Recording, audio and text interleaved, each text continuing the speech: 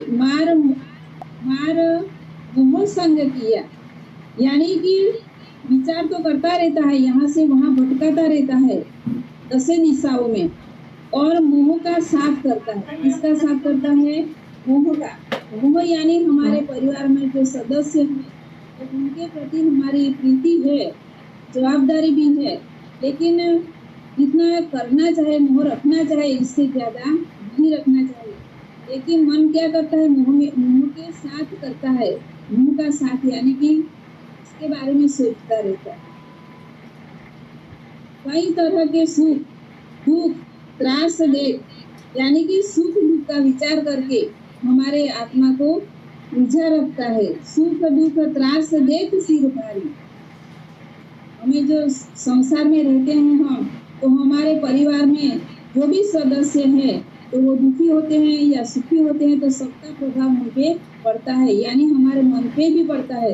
तो मन क्या करता है? सुख और दुख का विचार करता रहता है और भजन में चित्त नहीं लगाने देता, यानी कि सावधान हमें हो जाना चाहिए, फिर भी हमें सावधान में नहीं रह सकते। ऐसे ऐसे विचार करके सिर भारी, त्रास देत सिर भारी, यानी हमारा दिमाग काम नहीं करता। ऐसे मन हमें अलग अलग विचार करके मुंह में रख के त्रास देता रहता है, यानी दुख देता रहता है। विषय का विचार करना ही विषय रस पीना है।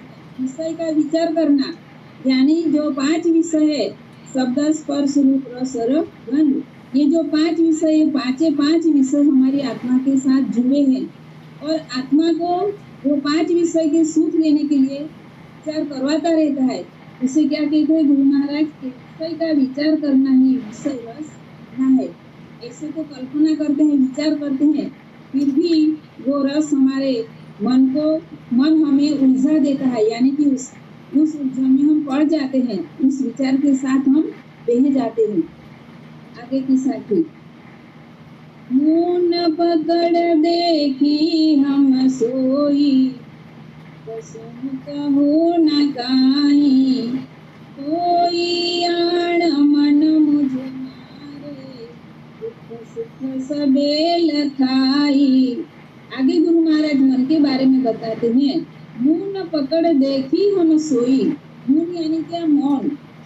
मौन यानी क्या? मुझसे कुछ बोलना नहीं, मुझसे नहीं बोलना, और वो भी मौन कहलाता है। और अंदर भीतर से हम मौन हो जाना, यानी कि कुछ भी विचार नहीं करना, उसे भी मौन बोलते हैं।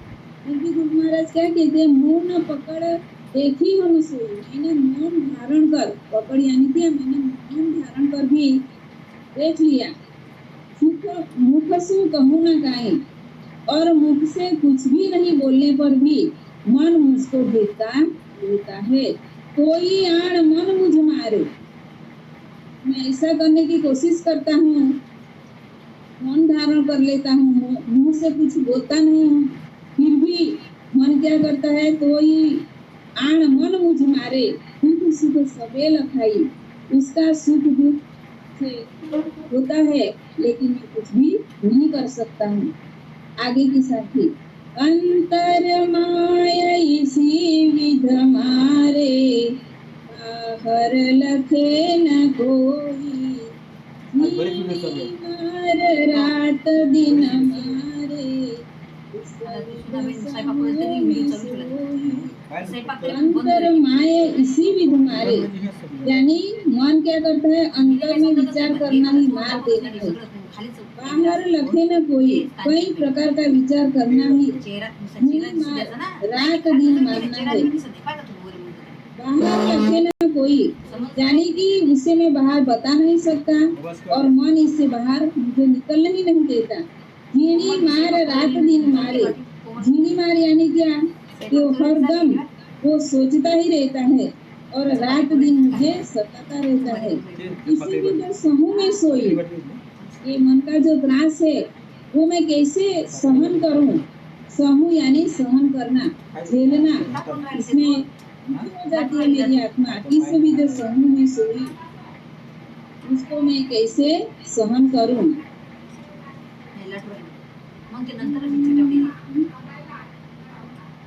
आगे की साथी में राग अलग है।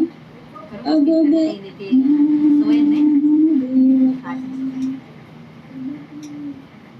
बैठा मन संभाया, नाव की लगन लगाई।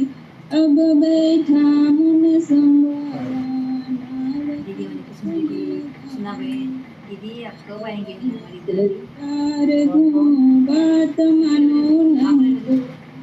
आ आगे जाएंगे गुरु महाराज महाराज बुलाएंगे बताते आ हैं, जाएंगे दीदी अब मैं मौन धारण करके ध्यान करने बैठती हूँ। आ जाओ गुरु महाराज बताते हैं, यानी कौन? गुरु महाराज की आत्मा बताती है, अब मैं मौन धारण करके ध्यान करने बैठती हूँ। अब बैठा मुंह संभाया, मुंह यानी मौन, संभा यानी धारण किया।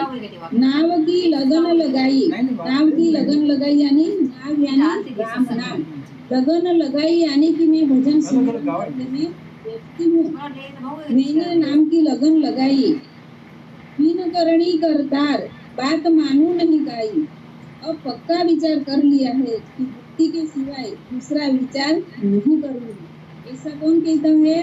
सदगुरु सुखराम जी महाराज की आत्मा मन से कहती है, अब मैंने पक्का विचार कर लिया है कि मैं भक्ति के सिवाय दूसरा विचार नहीं करूंगी। मन का कहना मैं अभी मानने वाली नहीं हूँ।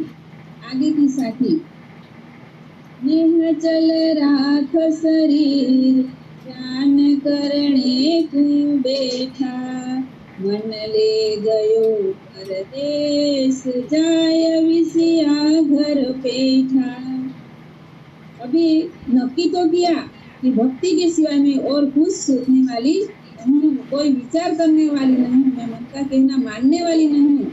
लेकिन आगे क्या कहता है? नहीं चल राख शरीर, ध्यान करने को बैठा। शरीर को स्थिर रखकर ध्यान करने को बैठता हूँ। अभी हमें जो गुरु महाराज है, सदगुरु सुखराम जी महाराज ने भी बताया है, और साधु तारा सिंह जी बापू साहब भी हमें बोलते हैं कि जब हमारा शरीर स्थिर होता है तो हमारा मन भी स्थिर होता है। यानी कि हमें जब भी हम भजन करने बैठते हैं तो एक बार जिस अवस्था में यानी जिस आसन में हम बैठ गए तो उस आसन में हमें हिलना डुलना नहीं चाहिए। अगर हम ऐसा करते हैं तो हमारा मन भी इसके तरह हिलने डुलने लग जाता है। तो गुरु महाराज की आत्मा क्या कहती है? शरीर को स्थिर रखकर ध्यान करने को बैठता हूँ तो मन नहीं रुककर दूसरी जगह विषयों के विचार करता रहता है। मन ले गयो परदेश, परदेश यानी क्या?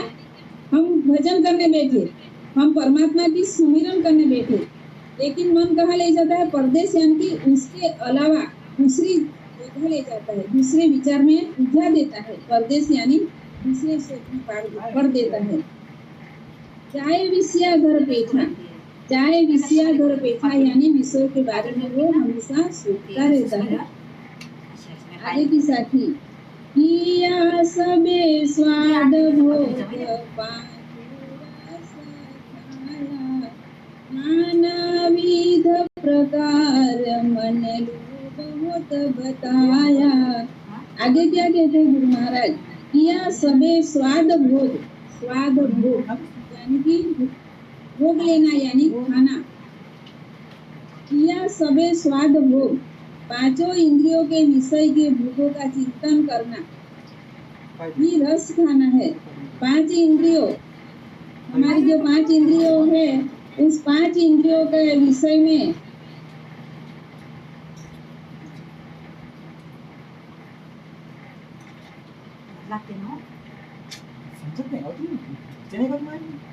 पांच इंद्रियों कौन कौन सी है? तो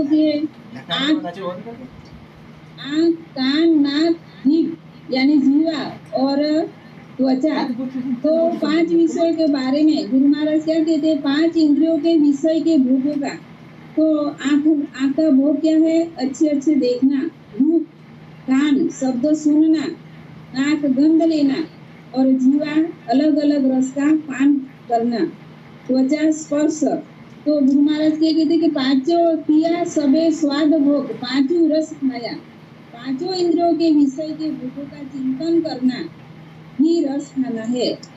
नाना विध प्रकार, मन लो बहुत बताया, कई प्रकार के विषयों के विचार रखना ही उसे मन क्या कहता? मन लो बहुत बताया, मन को मैंने बहुत समझाया, कि ऐसे विचार नहीं करना चाहिए, फिर भी मन उसी विचार में उलझा रहता है।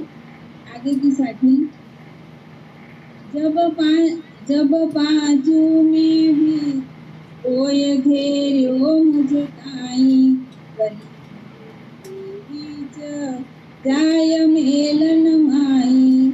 पाँचू भय यानी कि भय लगना। जब पांच इंद्रियों का मन के विचारों के माफिक रोगों में लगना ही भयभीत होना व बोलना है। इससे मैं भयभीत हो जाता हूँ कि अब मैं भजन कैसे करूँगा, यानी कि अभी मैं लीव कैसे लगाऊं, परमात्मा के नाम सिमरन में मैं कैसे लीव लगाऊं। ये पांच इंद्रियों मुझे विषय के भोग के चिंतन करवा रहे थे। कौन चिंतन करवाता है? मन कर। और मन आत्मा किससे लड़ रही है? मन से लड़ रही है। इसलिए आत्मा क्या कहती है कि पांचों इंद्रियों के विषय के भोगों का चिंतन करना है, रस पीना है।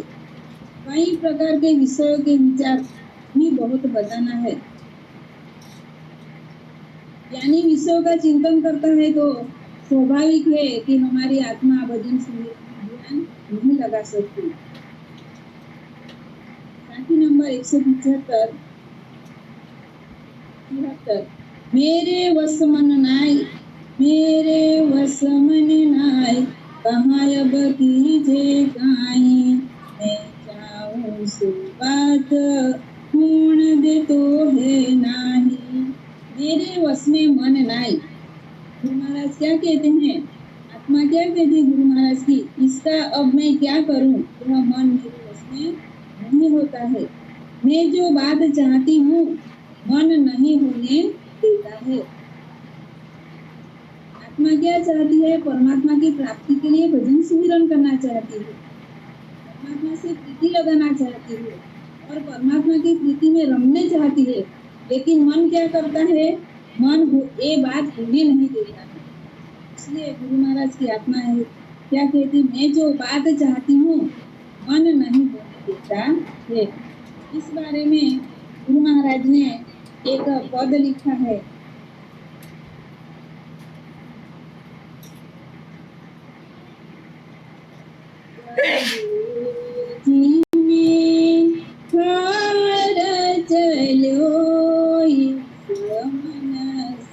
प्रभु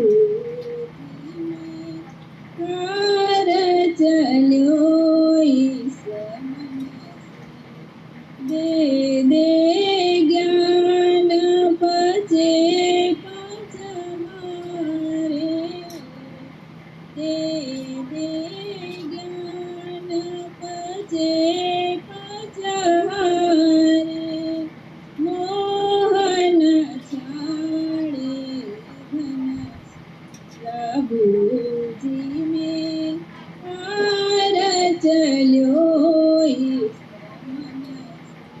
प्रभु जी यानी कौन? परमात्मा, अनंत सुख सम्राट सद्गुरु परमात्मा। तो परमात्मा से प्रार्थना कर रहे हैं कि मैं इस मन से हार गया हूँ। इसे कई तरह के ज्ञान दे देकर इसे समझाता हूँ, लेकिन क्या करता है मन? यह धन से मोह नहीं छोड़ता है। आगे कहते हैं गुरु महाराज, कह जीभ हमारी घस गई एक न मानी,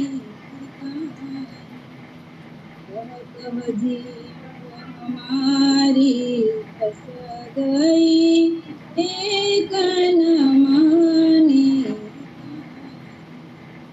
जग की बात सुनाना प्रमाणे, जग की बात सुनाना प्रमाणे, यो तन धन अर्थे जाए प्रभु जी में हार चलो इस मन।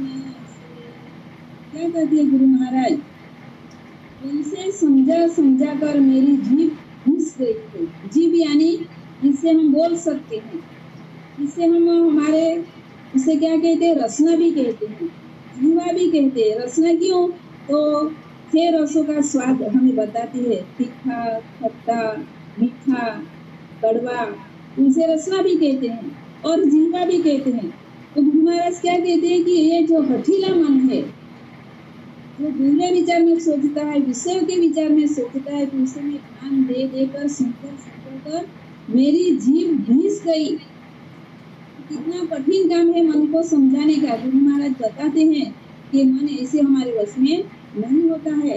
उसे समझा समझा कर मेरी जीभ भी बस घिस गई है, एक भी नहीं मानता है।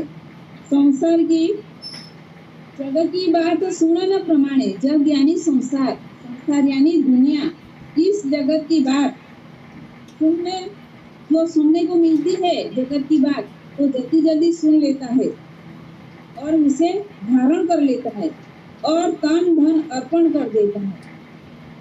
वो तन धन अर्पे जाई, और उसके बारे में जब जगत की कोई बात आती है तो उसे जल्दी जल्दी धारण कर लेता है और जगत की बात के लिए, संसार की बातों के लिए अपना तन अपना धन सब कुछ दे देता है। लेकिन मेरी बात सुनता नहीं है, मुझे परमात्मा की इस भजन सुमिरन में लगने ही नहीं देता। मेरी बात मैं उससे समझाता हूँ, लेकिन मेरी समझाते समझाते मेरी जीभ घिस गई, यानी कि मैं हार गया हूँ। इसे इस मन से आगे हटक हटक मेरा दिल था, पाल पाल चित हटक हटक मेरा दिल था, पाल पाल चित सोई, बर जोर है नहीं पुलिस ने जेव दिलं त्याच्यात. पर जोर है नहीं विषया पिए आमच्या घरी पाटलं जेवून खाऊन घरी करून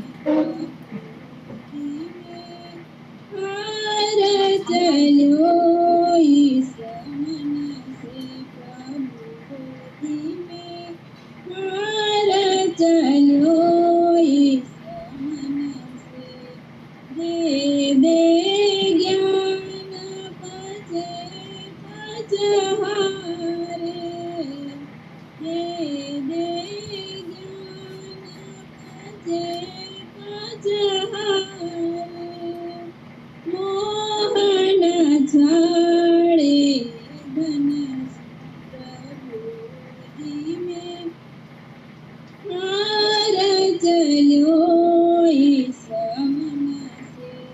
हटक हटक मेरा दिल था, हटक यानी क्या, रोक रोक कर मेरा दिल अभी हट गया।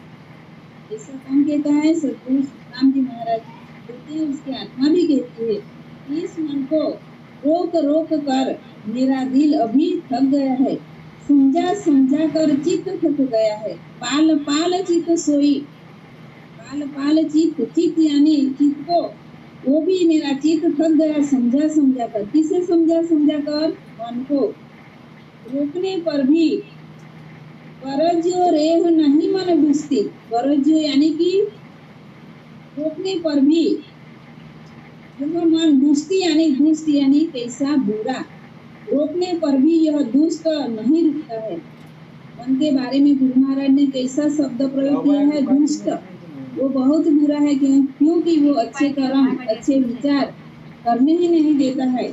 इसलिए गुरु महाराज कहते हैं कि रोकने पर भी यह दुष्ट नहीं रुकता है।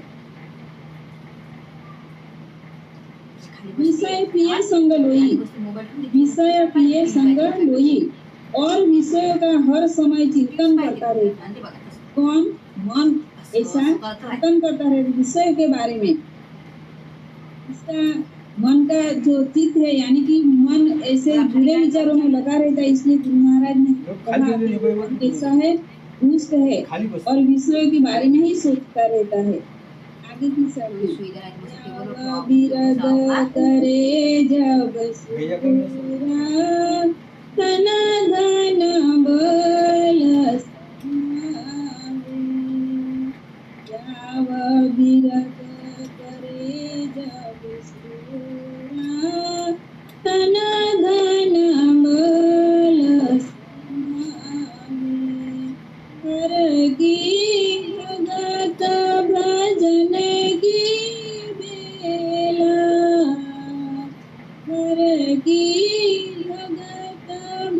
भजन की वेला सोनी कटन नेरा आवे प्रभुजी में हार चलो ईश मन से प्रभुजी में हार चलो ईश मन से।